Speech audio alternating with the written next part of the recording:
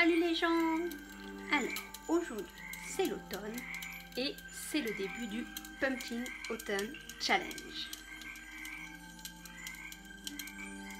Bon, alors en fait, c'est pas l'automne du tout, il fait 29 degrés dehors et je suis en train littéralement de mourir de chaud, mais c'est pas grave, c'est demain le début d'une Pumpkin Autumn Challenge, donc pour moi, c'est l'automne et c'est parti.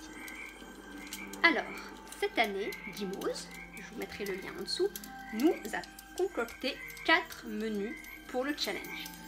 Alors, je me suis fait une pile à lire, qui est là, je vais vous la montrer, qui est monstrueuse en termes de nombre de livres. Donc, il est clair que je n'irai pas tout, mais voilà, comme ça, ça me donne un gros lot de livres à lire et j'irai piocher dedans au fil de mes envies. Donc, comme il y a quand même un sacré paquet de livres à présenter, je vous propose qu'on commence tout de suite. Donc, premier menu. Donc, le premier item du menu automne frissonnant, c'est « Tu n'en reviendras pas » avec les mots-clés angoisse, horreur, épouvante, thriller, policier, vampire.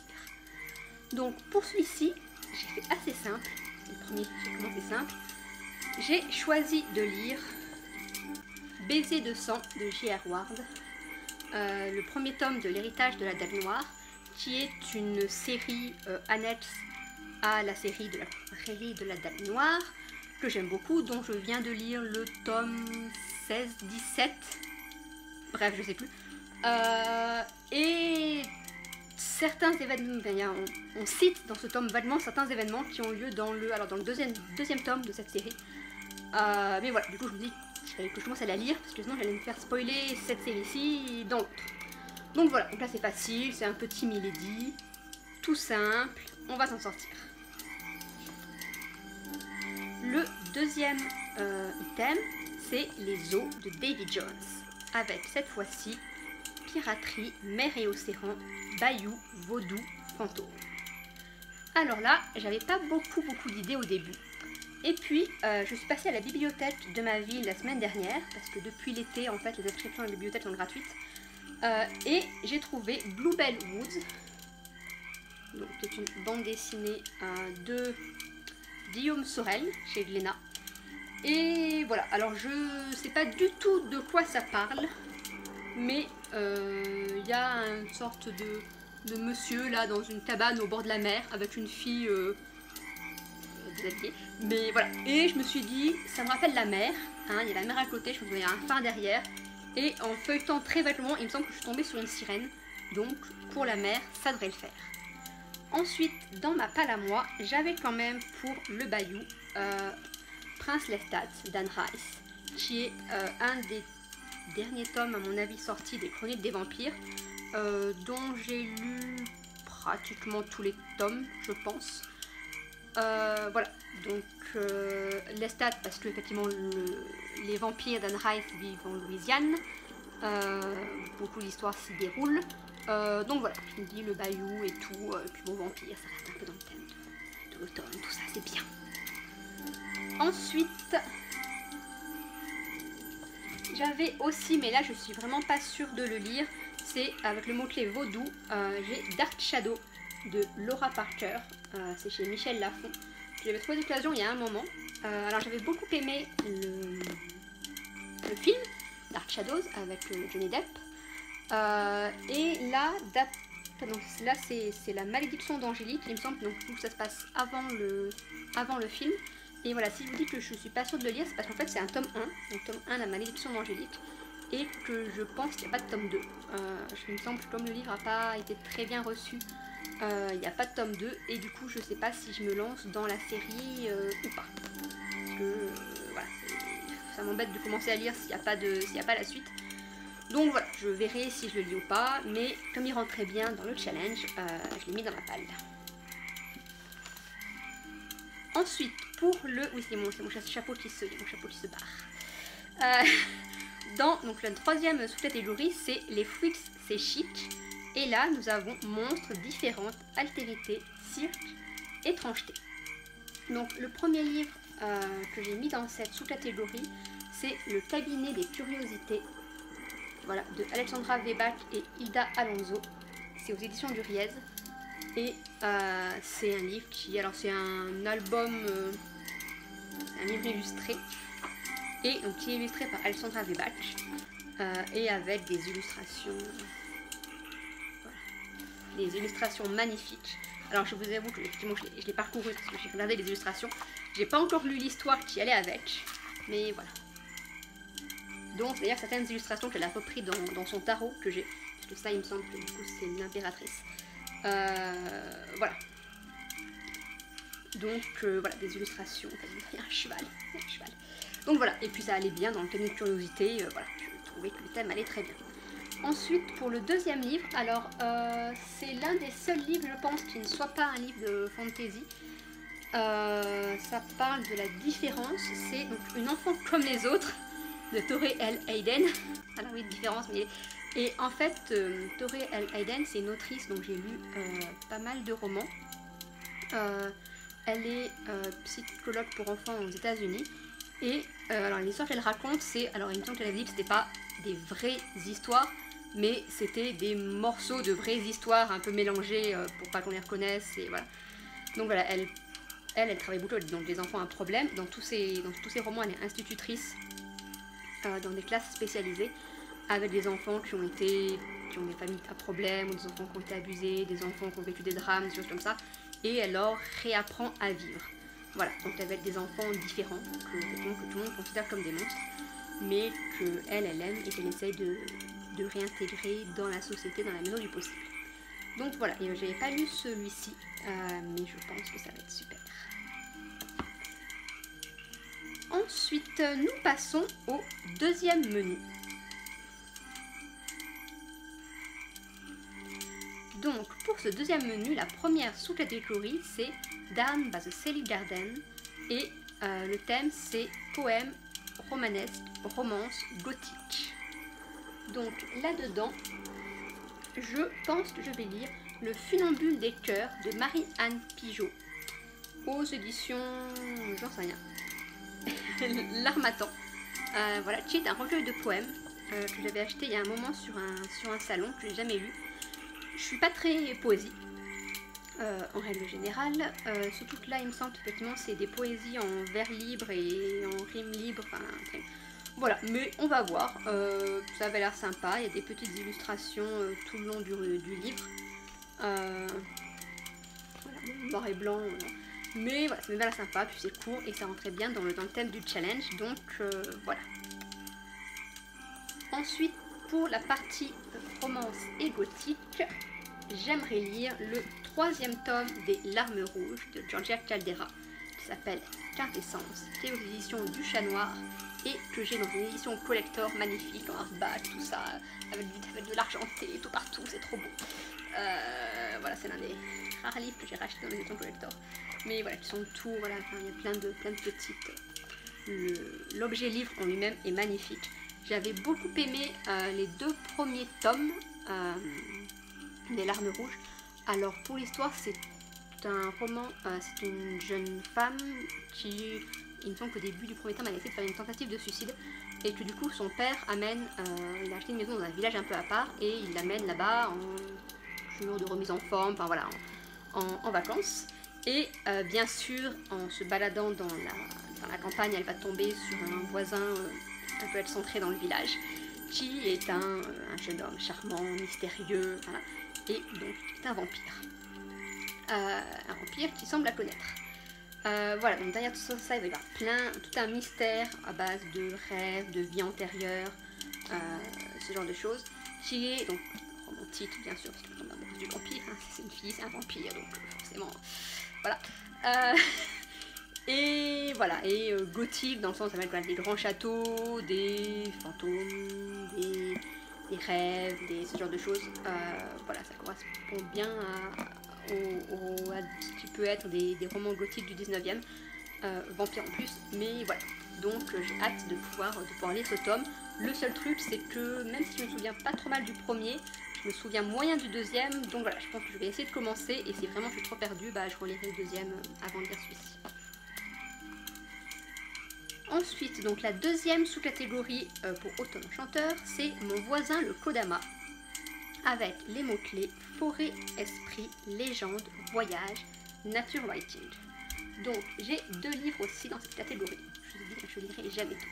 Surtout que certains livres comme celui-ci, The Darkest Part of the Forest, j'ai un super accent anglais, de Holly Black, sont en VO. Ça fait un moment que je n'ai pas lu en VO. D'ailleurs j'avais commencé ce livre aussi, il y a un petit marque-page là. Voilà, je peux l'enlever parce qu'il va falloir que je reprenne du début. Voilà, donc ça fait un petit moment que j'ai pas lu en VO, donc ça va être un peu dur, mais j'aimerais bien m'y remettre. Donc ce livre aussi, si mes souvenirs sont bons, c'est un frère et une sœur, jumeaux peut-être d'ailleurs, je ne sais plus, donc enfants qui tombent sur un être endormi au milieu de la forêt et qui vont le réveiller. Donc un être, il me semble que c'est une fée ou quelque chose comme ça. Donc voilà, ça allait très bien avec la partie esprit, forêt, tout ça. Et la couverture est magnifique. Donc voilà. Juste voir si j'arrive à le lire en VO. J'ai aussi le grand livre des esprits de la maison, qui est tellement grand qu'il ne rentre pas dans le cadre. Voilà. Donc de Richard Ellis et Frédéric De Vos, qui est un livre donc, que j'ai commencé à lire et qui en fait qui répertorie plein de légendes sur tout ce qui est esprit de la maison. Avec des superbes, avec de magnifiques illustrations et tout un texte pour raconter les légendes qui vont avec, d'où ils viennent, comment on fait pour les attirer chez soi ou pour les repousser si ce sont des esprits maléfiques. Voilà, je trouve que ça va super bien pour l'automne, au moment voilà, où on rentre un peu chez soi, où on a envie de se retrouver tout tranquille, coucouning chez soi. Donc voilà, ça sera pour que je finisse la lecture de cette encyclopédie. Ensuite, la troisième catégorie pour ce menu, c'est Misty Day avec déesse, dieu, résurrection, nécromancie, animaux. Donc, je commence avec le tome 9 de Charlie Davidson, 9 tombes et des poussières. Donc, Charlie Davidson est une faucheuse, donc faucheuse, mort, résurrection, tout ça. Surtout que là, il est question de plus ou moins résurrection. Je ne peux pas dire que ça va spoiler. C'est le tome 9, donc voilà. Mais voilà, c'est une urban fantasy. Elle est hilarante. Elle a, alors je sais pas s'il y en a là, mais dans tous les autres livres, voilà, elle met en tête de chapitre en fait, elle met les citations qu'elle a sur ses t-shirts. Donc voilà, être adulte signifie ne plus devoir faire ses calculs soi-même. Voilà, je trouve ça génial. Il faut que je me fasse une collection de t-shirts Charlie Davidson avec les mêmes citations que celles qu'elle met sur ses t-shirts à elle. Donc voilà, vous ne pouvez pas forcer une personne à vous aimer, vous ne pouvez que la harceler et croiser les doigts. Donc voilà, c'est les trucs, voilà. Et c'est voilà, donc là c'est les têtes de chapitre, mais c'est voilà, c'est comme ça tout le long du livre. Voilà, surtout que le tome d'avant se finissait quand même sur un cliffhanger un peu stressant. Donc voilà, j'espère que ça va bien se passer. Après, pour la partie Dieu et déesse, j'ai un livre que j'ai acheté aux Imaginales cette année, qui est Lilith la maudite, de Bruno Benatar, aux éditions Le Lys Bleu. Donc voilà, je vous en ai déjà parlé dans une vidéo, l'auteur était très sympa, il m'a beaucoup parlé de son livre. Et effectivement, donc là c'est la vie de Lilith. Donc Lilith, si vous ne savez pas, dans la religion chrétienne, c'est la première femme d'Adam. Voilà, celle que Dieu a chassée du paradis parce qu'elle ne voulait pas se soumettre à Adam. C'est la mère des incubes, des succubes, la mère des démons, tout ça.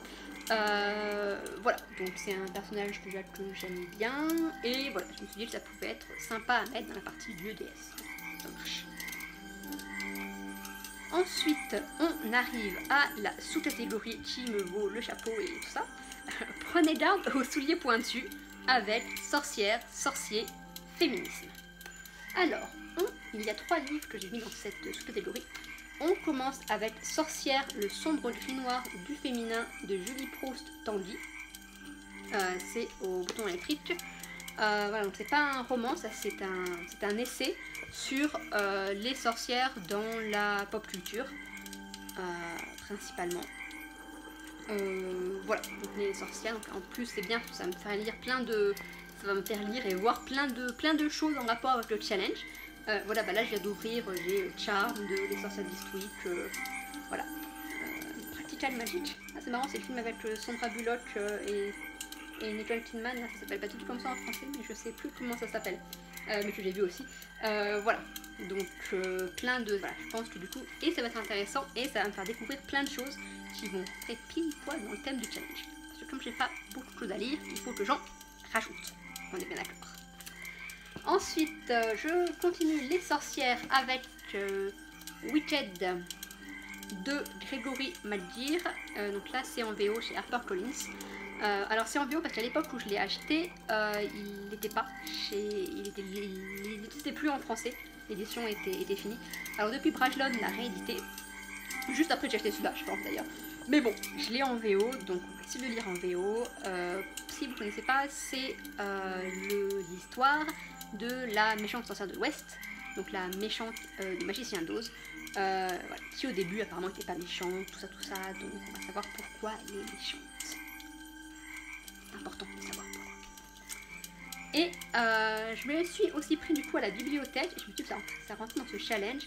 Les femmes dans l'ancienne Égypte, les filles d'Isis de Joyce Tildesley,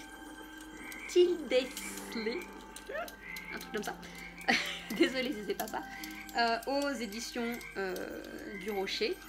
Donc c'est pareil, ça c'est un documentaire sur les femmes dans l'ancienne Égypte, hein, comme le titre le dit. Voilà, donc l'Égypte antique c'est une période qui m'intéresse beaucoup, c'est aussi une période et un moment de l'histoire et enfin des pays dans ce moment de l'histoire là où les femmes avaient beaucoup de droits par rapport aux autres pays autour et même par rapport à ce qu'elles ont eu les siècles d'après. Donc voilà, c'est intéressant de savoir comment elles vivaient à cette époque-là. Et on passe donc maintenant au troisième menu.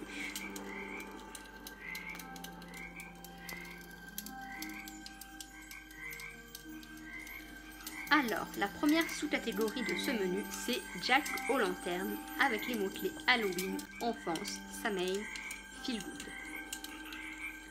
Alors, je suis partie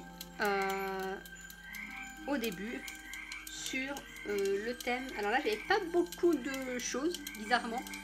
Le livre que j'avais lu l'année dernière, je l'avais pas fini, mais ça me tentait pas forcément de le recommencer maintenant.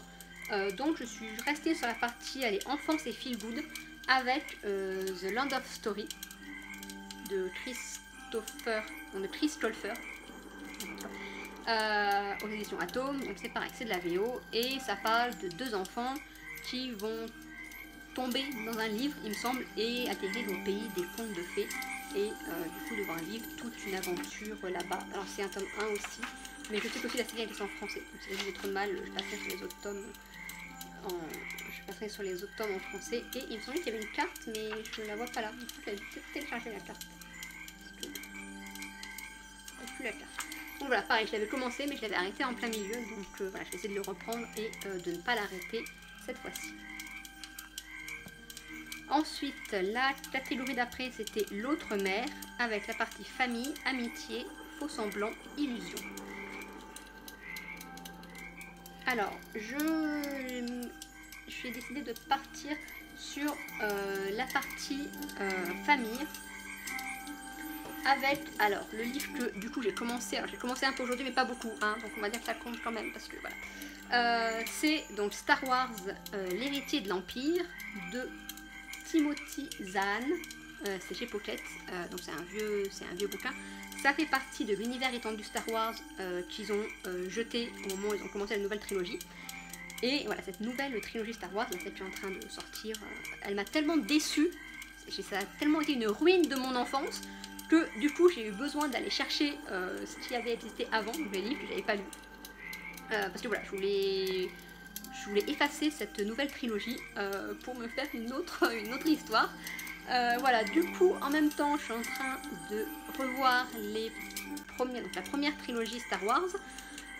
Et je joue à un jeu sur informatique aussi, qui s'appelle un jeu Star Wars, qui s'appelle The Old Republic. Voilà, ce qui est très sympa, c'est qu'effectivement, je suis en train de lire, en train de voir la trilogie originelle, je suis en train de lire ça qui se passe donc, après la trilogie originelle, donc une fois que Luke a gagné, tout ça. Et le jeu The Old Republic se passe bien avant cette époque-là, bien avant la prélogie. Donc du coup je suis en train de lire 3 histoires qui se déroulent à des moments différents. C'est un peu, il y a des moments c'est un peu dur, c'est un peu, faut se concentrer un peu, mais ça va, hein. C'est juste que voilà, là effectivement je crois que dans le jeu, à un moment faut que j'aille sauver un sénateur et je voulais sur Alderaan. Et mon premier réflexe c'est mais Alderaan c'est pas possible, Dark Vador il l'a détruite. Parce que moi hier, Dark Vador il a fait exploser Alderaan. D'ailleurs il était même pas là. L'étoile noire elle a fait exploser Alderaan. Mais en fait non, parce que c'était avant, donc le jeu c'est avant, donc elle a pas explosé encore. Donc voilà, mais je vais m'en sortir. Voilà, donc pour moi c'est famille, parce qu'effectivement c'est une histoire familiale, c'est l'histoire des Skywalker. Et c'est aussi famille parce que c'est ma famille, c'est mon papa qui m'a fait voir La Guerre des Étoiles pour la première fois. C'est avec lui que je vais tous les voir au cinéma. Voilà, donc c'est une histoire qui m'a fait découvrir mon papa, donc voilà, pour moi c'est toujours lié à la famille.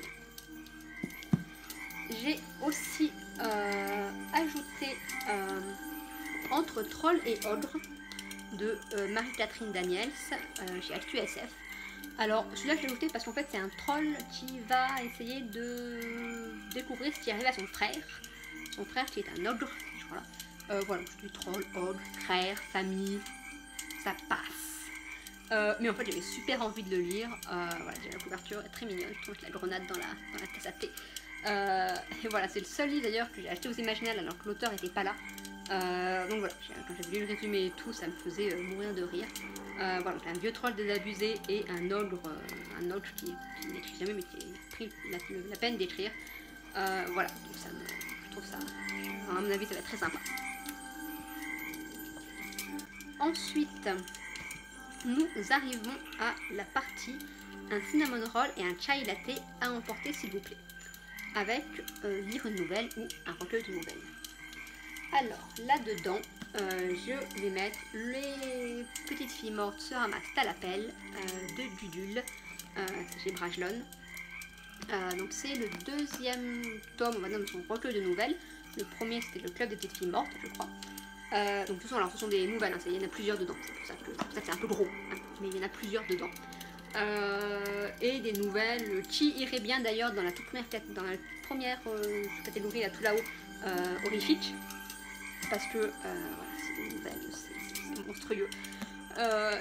Non, c'est bien, c'est bien. Mais voilà, la première nouvelle de Lulu que j'avais lue, c'était dans une anthologie des Imaginales qui parlait des fées, et en gros c'était une petite fille qui demandait aux fées de la débarrasser de son petit frère. Parce que depuis que son petit frère était né, sa mère s'occupait du petit frère et elle était jalouse et du coup les fées se débarrassent du petit frère.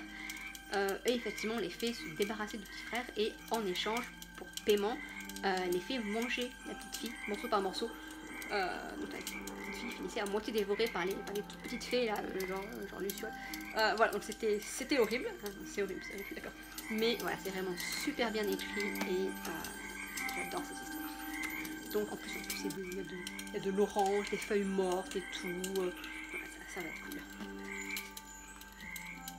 Ah, ma pile à lire se casse mal. Hop, voilà. Et ce qui nous amène donc au dernier menu qui est la nouveauté de cette année. Parce que tous les ans en effet j'essaie de faire un menu un peu différent pour le dernier. Et qui est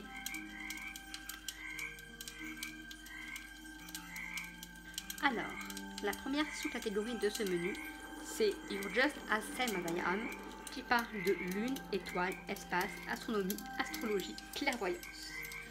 Et donc ici, je vais lire le livre que j'ai reçu la semaine dernière, qui est Le langage secret de l'astrologie de Christelle Haas, qui est donc un manuel d'astrologie pour apprendre notamment à faire son thème astral, ce genre de choses. C'est quelque chose qui m'intéresse depuis pas forcément très longtemps. C'est assez nouveau que je m'intéresse à l'astrologie. Mais voilà, et d'une livre est magnifique, je cherche une illustration pour la montrer. Et voilà, je trouve ça marrant. J'ai fait mon thème astral, enfin j'ai fait un début de thème astral il n'y a pas longtemps et tout. Voilà, regardez les illustrations qu'il y a. Le scorpion, c'est magnifique. Voilà, donc je me dis ça peut être marrant. Donc voilà, je vais faire mon thème astral et ensuite je vous dirai tout de moi. Déjà, je sais, c'est que je suis Sagittaire, ascendant Sagittaire, avec une lune en Sagittaire. Donc moi, je suis très Sagittaire. Donc, ensuite, la sous-catégorie d'après, c'est Rêvons-nous de moutons électriques avec rêve, science-fiction, Android, post-apo. Donc moi, là-dedans, j'ai mis 2 livres de SF. Celui que j'ai acheté pendant l'été et que j'ai pas encore lu, qui est Diaspora de Greg et Dan aux éditions Le Bélial, qui était la sortie dont tout le monde parlait en SF cet été. Qui parle d'une époque où l'humanité s'est séparée en 3. Vous avez les enchérés, donc, les gens qui vivent dans un corps en chair, donc nous. Moi en tout cas, vous je sais pas, mais moi oui. Ensuite il y a les humains dont la conscience était transférée dans un robot, donc des sortes de cyborgs on va dire, mais un peu plus robotiques, et des humains qui sont entièrement numériques et qui ne vivent que dans un monde numérique. Voilà, donc c'est la séparation de ces trois humanités, la séparation de ces trois humanités. Alors par contre, donc c'est de la SF, bien la SF, j'aime beaucoup. Par contre c'est de la hard SF, ce qui veut dire c'est de la SF très scientifique. Donc j'ai lu juste le premier chapitre en fait, vous voyez, un petit... En fait j'ai quand même lu le premier chapitre pour savoir si j'étais capable de le lire. Parce qu'effectivement le premier chapitre raconte la naissance d'un orphelin numérique. Parce que normalement les nouveaux humains numériques sont créés à partir de parents. 2, 3, 4, 5, 10, voilà, donc on mélange un peu leurs caractéristiques et ça fait un nouvel être. Et de temps en temps, le système, leur matrice, crée des nouveaux humains. Donc voilà, il y a tout un processus pour en créer qui... Alors j'ai pas tout compris, mais j'ai compris le général, donc je pense que ça va aller, mais voilà, il va falloir que je m'accroche. Du coup, quand je voudrais m'accrocher un peu moins, je me suis pris aussi la Dégusteuse de monde de Luce Baster. Et là c'est aux éditions Mu. Pareil, je l'ai acheté sur un salon celui-ci. J'ai lu d'elle Les Enfants du passé que j'avais adoré. Voilà, du coup je lui ai même pas demandé de quoi parlait son nouveau livre. Oui, je sais pas, je le fais là. Mais voilà, donc j'avais adoré le livre d'avant. Je vais lire celui-là. Donc ça parle effectivement de personnes sur un vaisseau qui se baladent un peu.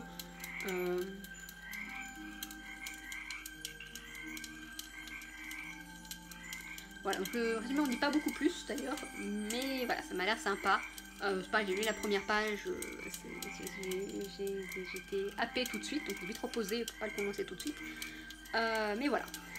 Ensuite, la dernière sous-catégorie, c'est Songe d'une nuit d'automne, avec couverture aux couleurs de la nuit, donc bleu, violet, mauve. Alors là du coup, comme c'était la fin et que j'avais déjà quand même pas mal de livres, j'ai pas pris de livre en particulier, sachant que j'ai même plusieurs livres avec des couvertures bleues. Donc voilà, je me suis dit que quand je ferai le final, je mettrai un livre dans cette sous-catégorie là, ça irait très bien. Voilà pour ma présentation de la page du Pumpkin Autumn Challenge, qui est assez conséquente, mais il va falloir y aller. Donc dès demain, d'ailleurs j'ai commencé un petit peu, donc dès aujourd'hui, une demi-journée ça va, une demi-journée c'est bon, hein. Je vais me lancer dedans et je vous tiendrai au courant au fur et à mesure, voilà, pour qu'on avance ensemble dans toutes ces lectures.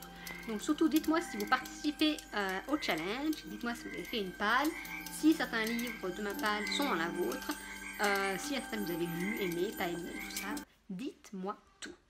Et puis moi je vous dis à la prochaine, bye bye.